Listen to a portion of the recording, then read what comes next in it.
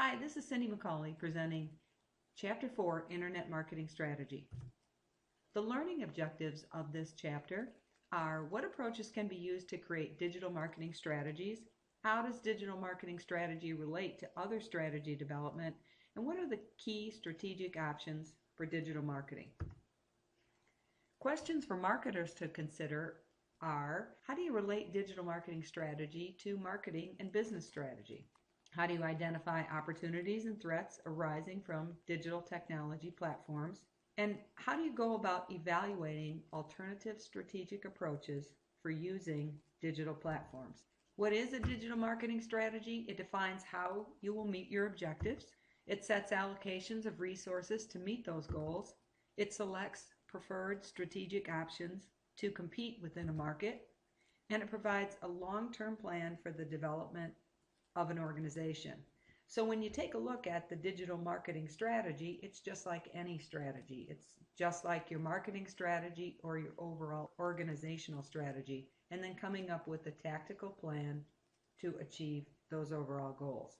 There are many foundational principles or essentials to your overall digital marketing strategy, and they include the fact that the overall strategy is a channel strategy, and it's very important to understand that when you're creating your strategy and when you're thinking about your objectives, you should think about your objectives as they relate to sales, service, profitability. What are your contributions from an online standpoint to contributing to those areas? Digital marketing strategy defines how you should communicate your benefits, prioritize your audiences. Obviously, there are many targets, there are many areas that you can explore and go after, but you should make sure that you understand which will be the most profitable and target those specifically. You should prioritize your products and make sure that you think about your objectives and how you will achieve your targets, specifically associated with lead generation and sales.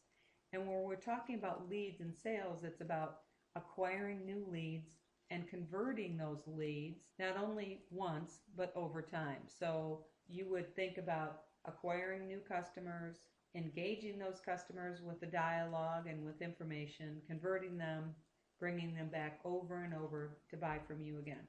And channel strategies thrive on differentiation, but it's really important that you integrate all of those channels so that regardless of where the customer decides to find your content or understand about you or your brand or your products or your services, that they'll have a consistent message and that they'll deepen their understanding about your brand, not have confusion about your brand. It's important to differentiate, but it's also important to integrate.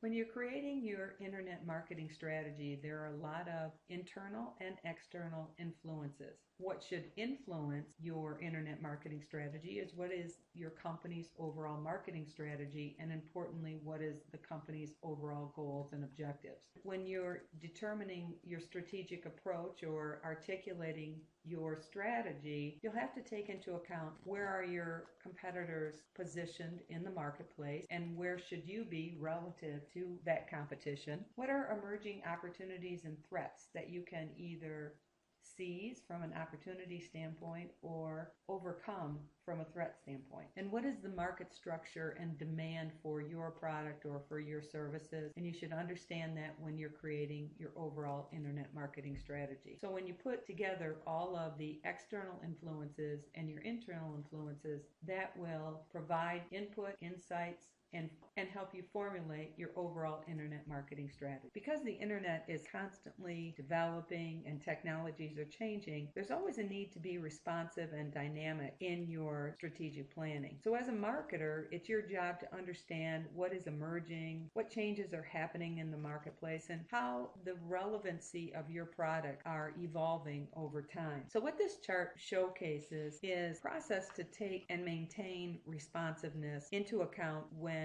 you are considering investing in an area, and know what's emerging, know what's relevant, and know what your targets like and dislike and what is beneficial to them. Perhaps you gain a new insight that would suggest a modification to your goals or affect your plans overall. Your main goal of this exercise is to really understand any new insight that would suggest a modification to your overall plan. What is in the marketplace? What is changing? How it will affect your target? How it will affect your product positioning? And you may have to adjust, and that's okay. Take into account, always learn, always test, and always try to optimize. And sometimes you'll even reprioritize, or you may even change your overall objectives over time. The internet allows for that understanding. The internet allows for you to continue to improve over time. It's not an environment or a channel that you kind of just stick information out there or position yourself and just sit tight and hope. It's a channel that allows for true understanding, true metrics, where you can continually improve over time. So it's very efficient from that perspective. Performing a SWOT analysis of the digital landscape is very important input into the situation analysis of the internet marketing strategy. Once you've identified the opportunities and the threats, you begin to really plan and determine how you can seize those opportunities and how you can overcome any threats that are potential roadblocks into presenting your product to that target consumer and helping them understand the benefits of what you have to offer. As with any marketing strategy, targeting your customer is paramount. There are 4 areas to focus on when identifying your target market. Understanding segmentation, including who you compete with,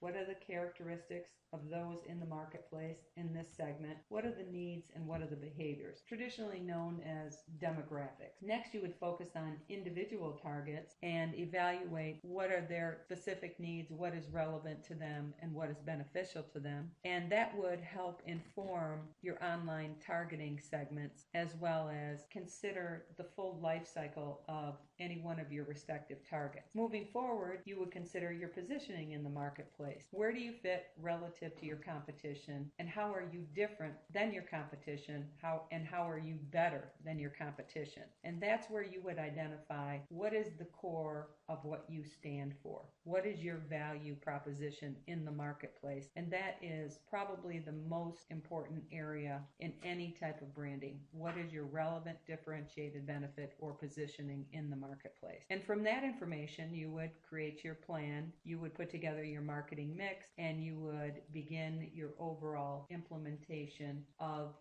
how you would like to attack the marketplace, meet the needs of the consumer with a relevant, differentiated benefit that will hopefully encourage the customer to buy your products and services. There are several options to online targeting, such as converting customers that are already pleased with your products or services, or already buy your products and services.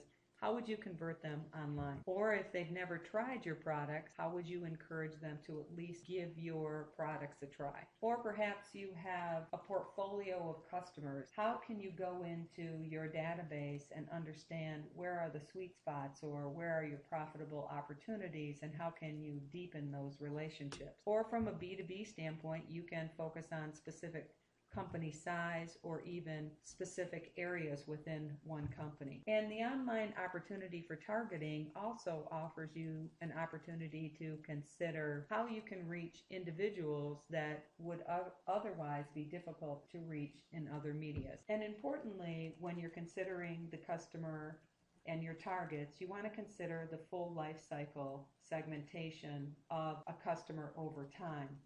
So it's not just about the first visit to your site and the value proposition that you offer them, but it's when they come back, how can you offer them more content or additional information, or recognize that they've been there before, and how can you encourage them to convert or give you information or to comment on your material. And then if you are fortunate enough to entice them to engage with you or even purchase from you, how can you make sure that you maximize and optimize that so that they will come back and purchase from you over time? And so that is what is referred to as lifecycle marketing, and it's really important and really relevant when you're in the marketing business to consider lifecycle, because there's been a lot of studies on marketing, and it costs several times more to engage with a customer that you've never met before versus encouraging a customer who has purchased from you to buy again. And so from an efficiency standpoint, it's really important to not just say thank you, goodbye, but thank you. I appreciate your business. Please come back again.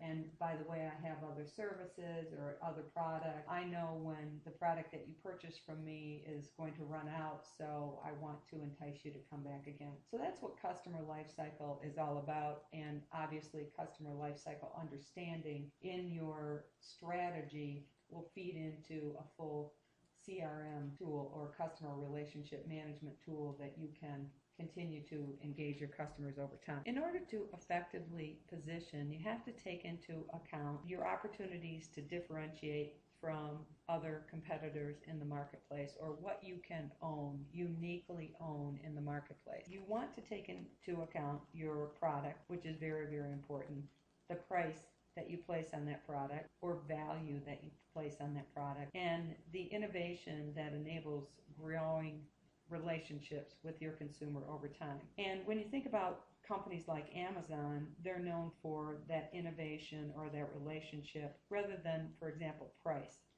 So as a marketer, you'll need to identify where you would be most relevant to your target consumer in the realm of positioning, uniquely own that area and grow and engage, maximize in that specific area. And I think Amazon is a classic example. You know, when you think about Amazon starting out in the marketplace, certainly they felt it really important to build relationships, but they continued to optimize and create new tools and optimization techniques to make sure that that relationship would continue and that customers would come back over and over again, and also invite other customers to come back over and over again. So I think they're a classic example of understanding positioning, understanding what they wanted to own in the marketplace, and seizing that opportunity. This chart highlights the important exercise of considering the offline and the online. Specifically when there is a storefront or an area where a customer can purchase offline, it's really important to consider from a long-term perspective when you're completing your strategy, what is the right optimization or what is the right mix from a revenue contribution standpoint? How much would you expect your store to contribute, and how much would you expect or do you want your online to contribute? Because you do not want the online store to cannibalize the offline store. If you're going to have both strategies, online and offline, you want to make sure that they complement one another or encourage one another or work together to maximize your overall profits.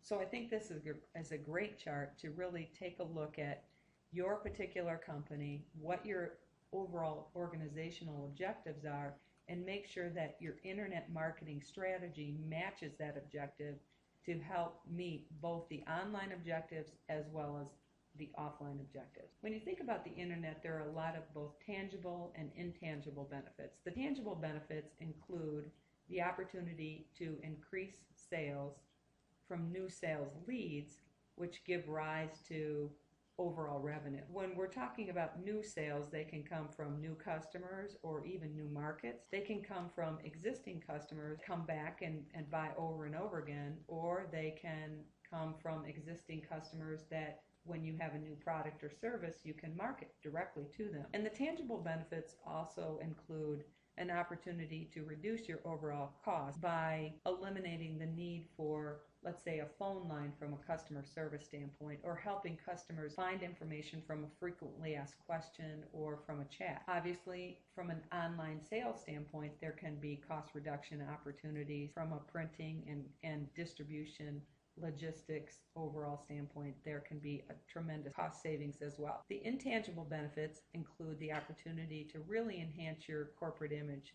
When you think about a 30-second spot versus a complete website or videos or blogs, you have a lot more time to portray your benefits and why you're great to your target consumers. It can enhance your brand. It can allow you to be very responsive to meet the needs from a public relations standpoint. You can improve your customer service, or you can learn about your customers so that you can meet their expectations in the future. You can identify new partners or existing partners, and it allows for feedback and overall customer lifecycle marketing. So in summary, the internet marketing strategy strategy is a channel strategy and is a subset of your marketing strategy. The benefits and differences of what the internet can provide should be the foundation of the internet marketing strategy, but it should also integrate with other marketing channels if you're going to be overall effective. Your strategic approach should be based on what you are trying to accomplish and who you are specifically targeting. And just like any other strategic plan, an internet marketing strategy should follow a strategic framework. It should begin with a SWOT analysis. It should focus on company objectives, utilize the benefits that the channel can offer, and support the company's growth strategy.